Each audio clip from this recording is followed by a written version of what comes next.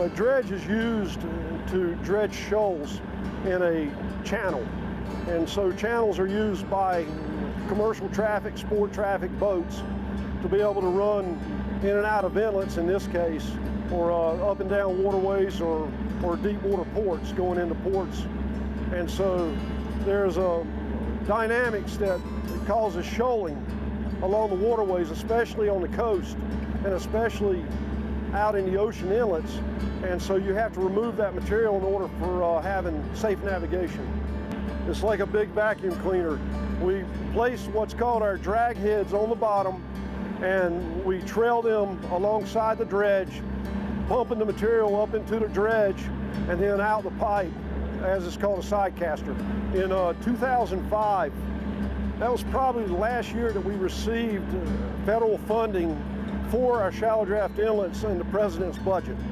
And we used to receive approximately $1 million per year, and we were able to perform 4 dredge cycles per year, so basically quarterly. And so we were working with Mother Nature, and that's basically what a side cast does, is we work with which way the currents are flowing in order to continue transporting the sand into littoral drift. And so after that period, there were what was called earmarks. And so, you know, there were certain congressional funding that would occur after the president's budget was published, and a lot of times the shallow draft inlets would be picked up during that. Earmarks were cut out around 2012. And so that pretty much stopped funding for the shallow draft inlets on the federal budget. And so the Corps and the state of North Carolina came together, talked about how can we dredge these, because from a local economy, it's very important. From a national economy, maybe not so much. So how do we make that happen? So we developed a memorandum of agreement between the state and the Army. And this is where they're able to provide funding for dredging our federal channels and keeping the channels open for their local economy. Well, typically at your restaurants, you're going to be eating seafood that came from a commercial fisherman. And that's one of the oldest traditions in coastal North Carolina. And their vessels are usually larger than your typical outboard sport fisher boats that go out. So they could be 60, 70 feet and drafting 4 and 5 feet of water. So they need a good channel to be able to navigate out.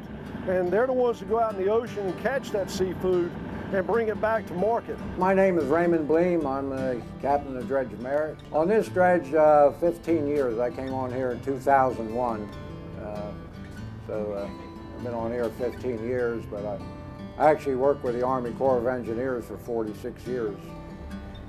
Well, in 1983, they transferred the Fry down to Wilmington District. I came down with the dredge. I still maintain my home in Pennsylvania, Quakertown, Pennsylvania, which is about 50 miles north of Philadelphia. So I commute back and forth every week. We work a schedule 8 days on and then 6 days off. So you commute from north of Philadelphia to Wilmington every week? That's correct. That's what I do.